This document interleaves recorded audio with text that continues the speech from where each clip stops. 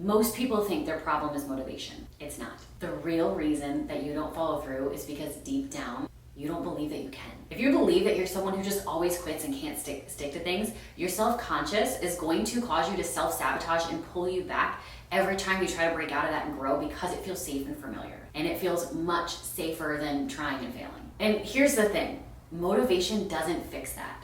Confidence does. When you believe that you can do it and you act, your action creates motivation, not the other way around. That's why I love using something called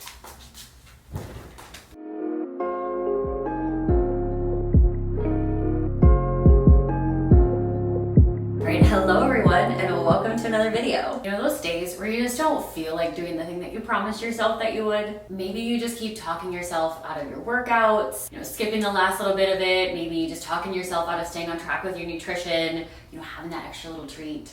Saying screw it, I'll start over Monday. Or just feeling like you need this big burst of motivation to really get you going. Motivation to even start. Okay, here's the truth. Motivation is not your problem. It's what's underneath it, your belief in yourself and the way that you talk to yourself. So in this video, I'm gonna show you how to spot how your lack of self-belief is actually holding you back. And I'll share 3 simple tools to help you stop second-guessing yourself, rebuild your confidence, and actually follow through.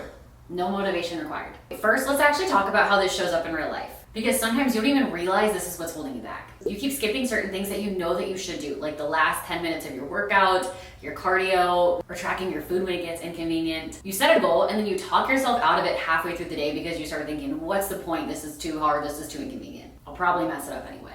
Maybe you get a burst of motivation and you start strong, but then if you start getting busy, life gets in the way, and then you just let it fall to the wayside again. And it's the first thing to go. You second guess every decision. Should I do this workout? Is this, enough cardio? Am I doing too much? Am I doing enough? And then you just second guess yourself into doing nothing at all. And then maybe the harshest one is you beat yourself up constantly. Every little mistake just feels like it's further proof that you can't follow through and just restarts this cycle of self-sabotage again. So if any of these sound familiar to you, it's not that you're lazy, it's not that you need more motivation or better motivation, even though I feel like that's what a lot of personal development people kind of make you feel like. Truth is much deeper. It's how you talk to yourself, how you believe in yourself, how you carry yourself, and that's what we're gonna fix today. So if you're thinking, yep, I do all of that too, don't panic, you're not broken. And one of my favorite sayings is, you're not special, in the sense that a lot of us struggle with it too.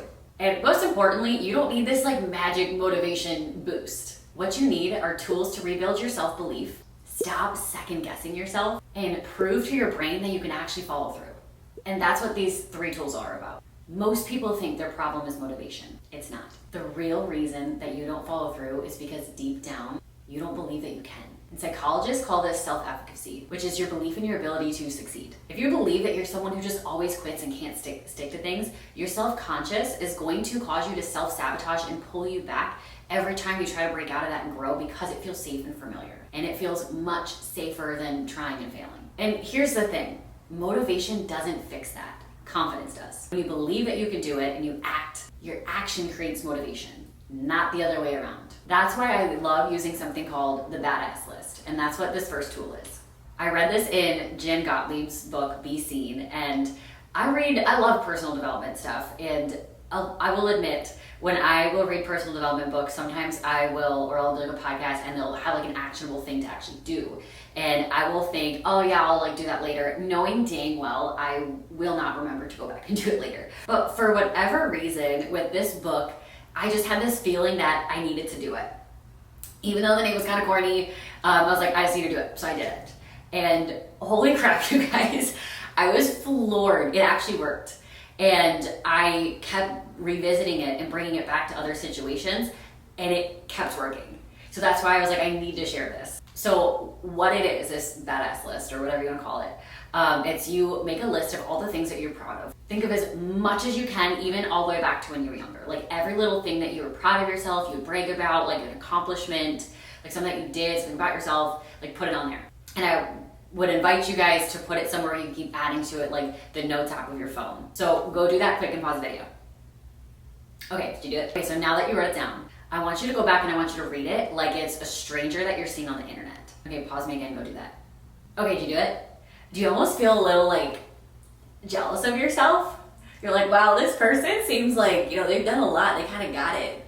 They're kind of badass. That's at least how I felt when I did it. So when a situation would come up and I would start to have these thoughts of self-sabotage and thinking, I wasn't good enough, I would fail, like whatever the fears were that were coming up for me, I would pull out this list, or I would remember, okay, you did XYZ thing before, you are absolutely equipped to be able to handle this thing right here. When you do this, you will realize that you are so much more of a badass than you're actually giving yourself credit for in that present moment.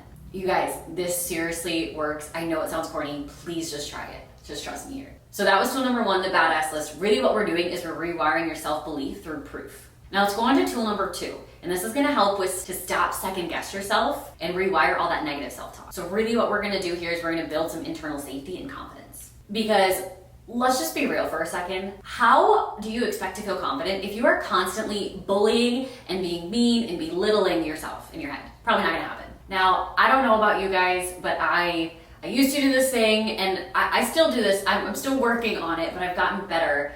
I used to be so mean to myself in my head. Like, I was a very positive person outwardly to anybody else, but to me, I was my own worst critic. I was such a bully. I would think to do something, and I would second guess myself, and fear would step in, and my brain would just convince me that I couldn't do it, I wasn't worthy, it wasn't gonna happen. I would talk down to myself, I'd be negative. I was stealing my own confidence. So having this awareness around it now has helped me when that second voice starts to come back in. Because the first thought, I had this first thought, this intuition to do something that whatever it is, and then the second voice comes in and it negates it or goes against it until I eventually don't feel confident enough to either believe it or do it. So now that I just have this awareness that I do it, and guys, it's really as simple as this. I have this awareness, and that second voice comes in and I can just tell it to shut up. And that's really as simple as tool number 2 is. Okay, tool number 3. What we're gonna do is we're gonna pick one thing to follow through on. So really what this does is this helps us take action, form a habit without the overwhelm. So the third tool is gonna be intentionally picking something that you self-sabotage on, and then we are going to be ruthlessly intentional about following through on that one thing. So let's say you always skip training abs and you really want ab definition, or you always skip your cardio, you never get it in, but you really want to be able to lose a little bit of body fat. And you know for a fact if you would do that thing, you would be able to get the results that you wanted, but you can't figure out why you can't get yourself to follow through on it. So what we're gonna do is we're gonna pick that one thing that's gonna help us get to this goal that we want. That doesn't feel like this crazy insurmountable task, like doing, let's say it's like 20 minutes of cardio, whatever it is, or doing a couple of ab exercises, right? So we're gonna pick that thing and we're gonna be so intentional about following through on it. And what this is gonna do is a lot of us fall into this all or nothing where we say, well, if I'm gonna do that and then I have to do this and do that, and I think of all the things that we self-sabotage on, right? And that feels so overwhelming, especially because I don't know about you guys, but I feel like I'm constantly busy, really having to be so intentional about finding some white space to relax in my calendar, like making sure I can pour into my own cup. Like life just gets crazy and overwhelming. There's notifications, there's social media, there's all these obligations that we're trying to build, businesses and careers and families and relationships and our fitness journeys. And we're like, oh my gosh, there's too much to have to do. So I feel like it's so easy for us to get overwhelmed nowadays, especially when we're trying to overcome all these things that we self-sabotage on. So we're gonna just pick one right here. And what we're gonna do is we're gonna set that bar low. And I know a lot of us are high achievers and we're like, no, I'm gonna go all out. That's that all or nothing talking. I need us to take a beat, take a step back. What we're gonna do instead is, let's say we're gonna do the abs, right? We're gonna pick that as our habit that we're trying to be able to build and stop self-sabotaging so we can actually finally get the goal of having better ab definition by building up and shaping those muscles. So what we're gonna do is we're gonna tell ourselves, we're gonna have a set thing. Maybe it's every time that you go to the gym to work out, you're gonna train abs. But it does not have to be this like 10-minute crazy circuit, all the things. You could do one set of one exercise and that's it. That's all you promised yourself that you're going to do, and you follow through on that. And then every time you go to the gym, you're going to do at least one set of one ab exercise, and then you can be done after. And then over time, it is going to feel, you're not even gonna have to tell yourself, you're going to want to do a little bit more. I'm already doing it, it feels kind of good, they're getting stronger, let me add something, let me add another set, let me add another exercise, maybe add a little bit of weight to this. And over time, we've gradually built that habit of training abs when we're at the gym. You've gradually built your abs, and it did not feel like this big, overwhelming thing. And your standard for yourself, you can raise it over time if you'd like to. Maybe if you do train, 2 sets or something, like 2 exercises, whatever it is. You pick 100 reps of whatever you want to do, right? You can change that standard as you go, but we're going to set it low. And then every time you gradually increase it. It's not like if you're doing limbo, you're not going to start up here and then be down on the floor. Like, you gradually go down as you pass each level. That is what we're getting at right here. So what we are doing is we are building this confidence for yourself that you can do this thing. It doesn't feel like this crazy insurmountable task. And now it's a habit. You don't really have to think about it. So you act like someone who has good abs because you now have good abs because you had the habit, you built the habit of someone who has good abs. And even when you don't have motivation, you still have a habit which we can rely on because your brain, let me tell you guys, your brain loves habits. It always wants to preserve energy. And if we have a habit, we don't have to think, we can just go on autopilot and it can conserve that energy. Think about if you ever drive somewhere and you get there and you're like, I don't remember that drive at all. I'm glad nothing bad happened. Because your brain just went into autopilot mode to save energy and just did the habit of driving that same place that you've gone to hundreds of times. This is how it works. This is such a hack for motivation, you guys. We don't need it if we can have habits and we can have this proof, and eventually these habits and this proof just make us turn into this person who totally believes that they can have the abs because they actually use those tools to have the abs. And then what's nice is we get that, we're a little bit more motivated, we see it works to follow through with it.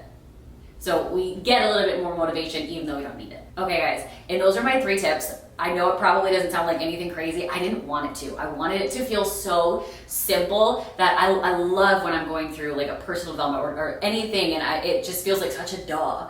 And instead of me being like, duh, I'm not gonna do that, it wasn't this crazy new flashy thing, it's like, I can absolutely implement that. I can double down on that and I can start to get those results for myself. I'm hoping that's how that felt for you guys watching this. So if you have been blaming a lack of motivation for why you can't get the goals that you want and why you can't stay consistent, I want you to remember this. It's not about waiting to feel ready and feel motivated. It's about building the proof that you can still show up and do it no matter what. Your badass list gives you confidence. Shutting down that negative self-talk keeps you from counting yourself out before you even get anywhere. And choosing just one thing to follow through on helps you build trust in yourself one step at a time. And when you do all this, you stop needing motivation because you just know and you trust that you are someone who just shows up. And that has been my biggest secret with my fitness journey, with building a business, with everything that I have done in life, doing things like this, of building that confidence in myself, this innate belief that I know that I can do it if I just try. And I stop counting myself out before I count myself in. If this video is helpful for you, hit the like button and subscribe so you don't miss the next one. And comment below what is one promise that you are going to make to yourself that you're going to follow through with this week. I would love to cheer you on. Until next time, bye guys.